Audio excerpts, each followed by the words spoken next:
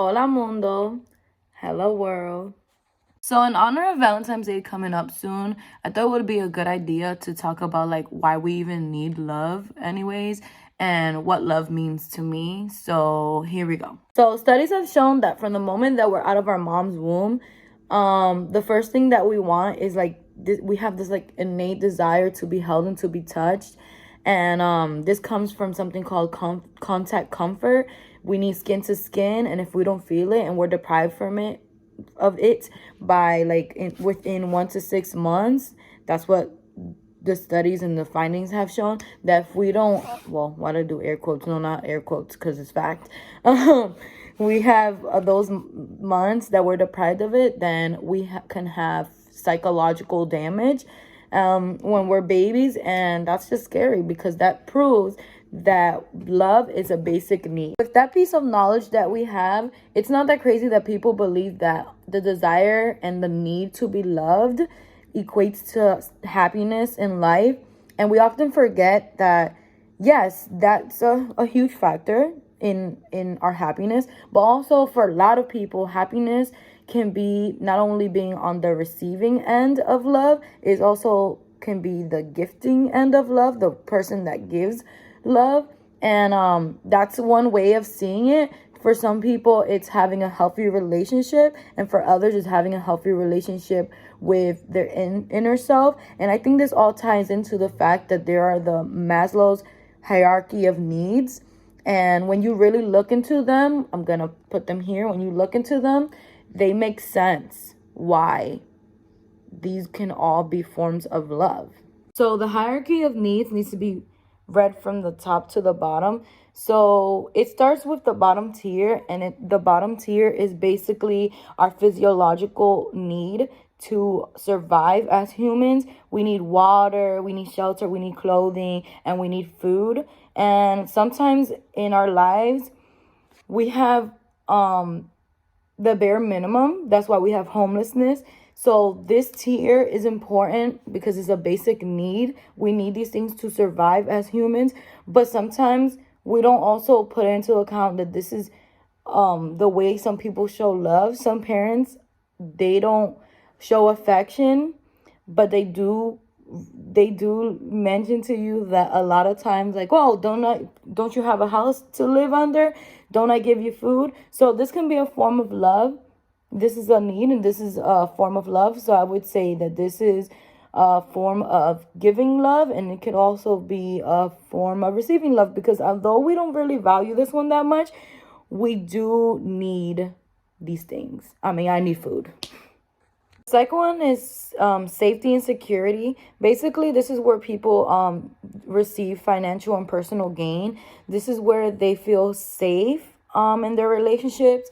This is where they use their assets in life.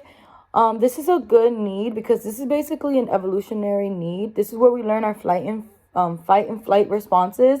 This is where we know when we're in uncomfortable situations and how we're going to get out of the circumstances in order to better ourselves.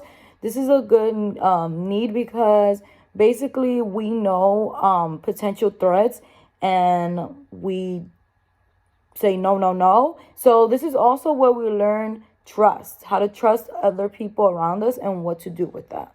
Third hierarchy need is social, and this is the one that we have with our the people around us, like our family members, our friends, our partner, like intimacy with our partner, as well as in a global scale, like our sense of belonging in the world.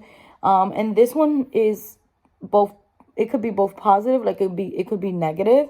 And in the positive aspect, this is how you view yourself. This is how others view you. And in turn, you view yourself through the eyes of other people. So this can be negative because this can also be influenced by the media. You can see other people on TV or on your phone or whatever, and you can think that you don't look exactly like them, so you want to be like them. So you're your own harsh critic. But also it can be positive because in this social need, you have a social need to have people around you that if you have the right type of people that support you and push you, you can have the next hierarchy need, which is esteem, you can have that relationship with that person that will help you achieve and be the person who you want to be, like a better person. The next one is the one that I previously mentioned, esteem. Esteem is basically your self-worth. It's your confidence, as well as it's the way you reward yourself. This is where we recognize our sense of wanting to be unique from other people. This is where we want to be rewarded. This is where we want to seek accomplishments. This is why people, when their kids get perfect attendance and they get the sticker, they put it on their car, because it's a sense of like confidence. It's a sense of worth.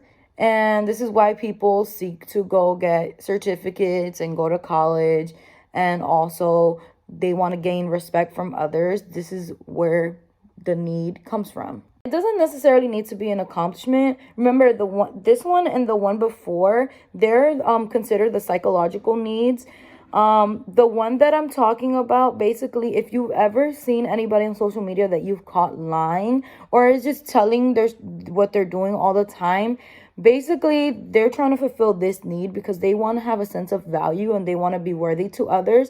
So they'll fulfill this need time and time again. And I think it's funny when I've caught celebrities or other people on social media have caught celebrities lying about what they're doing, what they're not doing.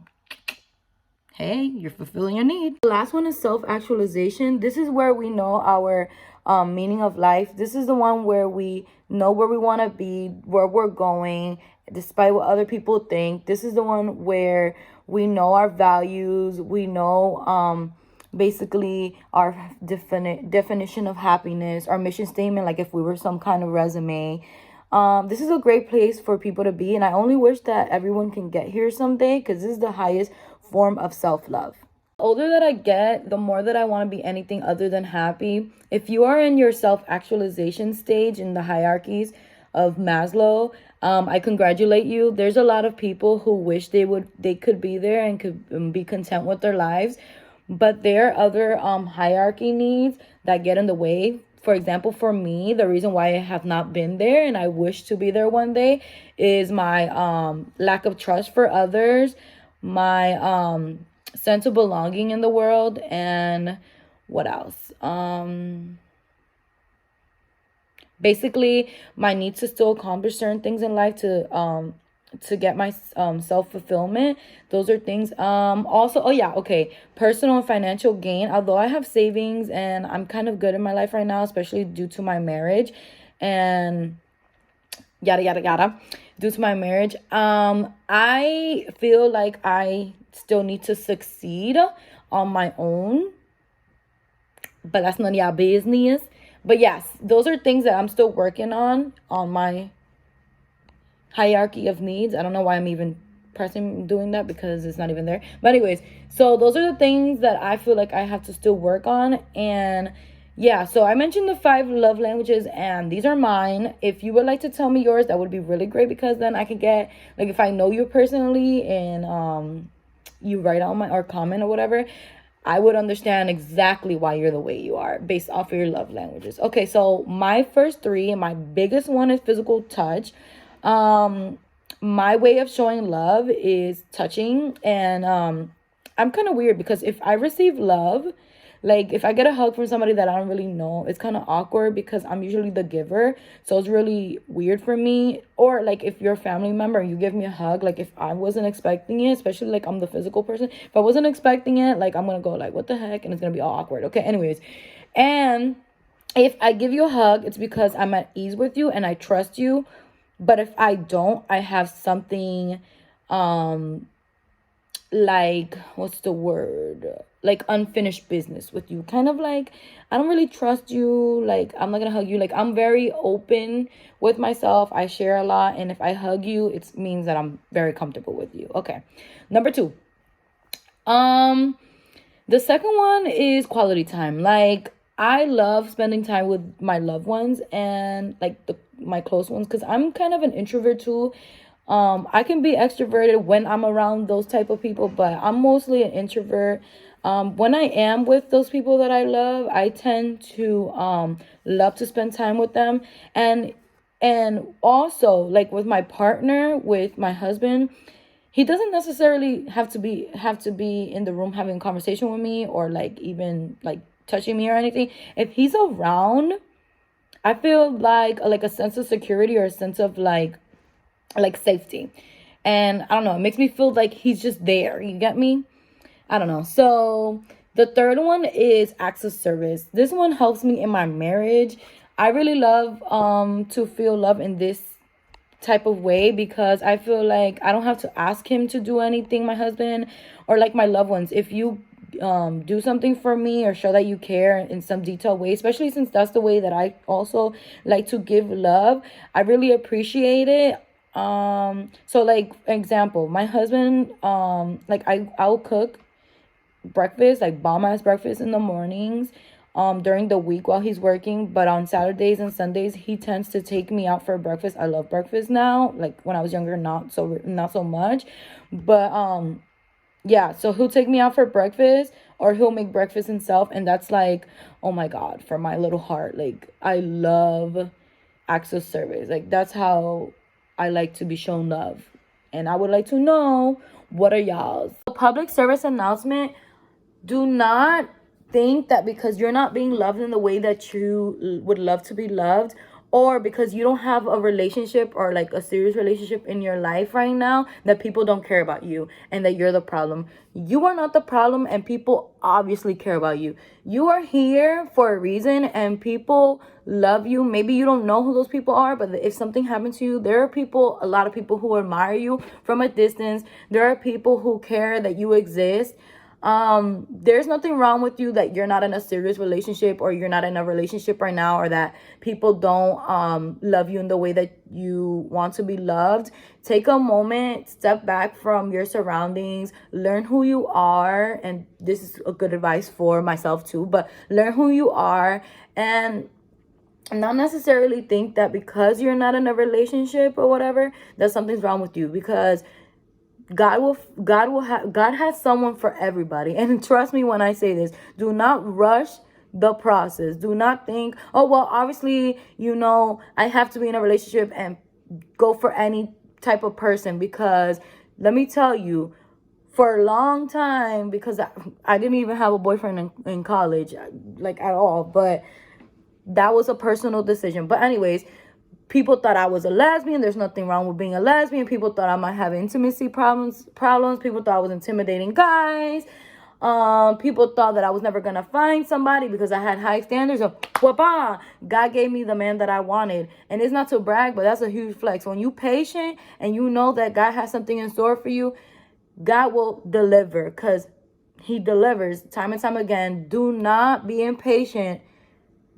Do not, just don't. And love doesn't necessarily have to look like how you want it to look like. That's another conversation. And like I always say, stay safe. Remember, there's idiots out there.